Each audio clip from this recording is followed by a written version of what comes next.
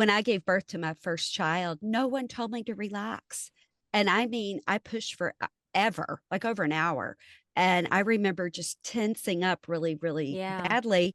And I had to have a huge episiotomy. I mean, Yeah. and I thought if someone had just told me that, had just said, you don't have to, it's not time to Right. do that.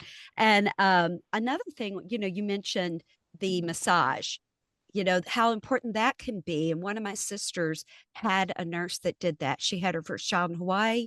Someone did that. She had four children, and one of them weighed 11 pounds, and she didn't have to have an episiotomy, and she didn't Yeah. tear.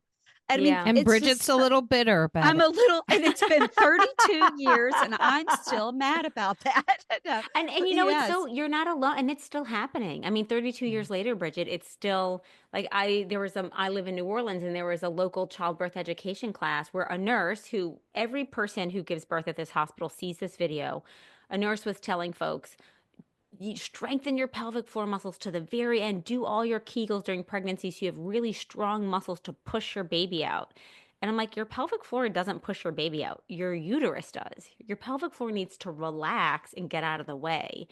But we're not taught this, and medical professionals aren't taught this, L&D nurses and OBGYNs. And I think that, I'm really hoping that this can start to shift. And even reading this book will help medical professionals as much as it helps women. It'll help the professionals that care for women to say, like, oh, this is interesting. Like, I didn't know this, and maybe I can start integrating it more into my practice, because what we see after birth and, during menopause and after menopause is like we see when things have already gone wrong, when things are already happening, but there's so much we can do to prevent it as well.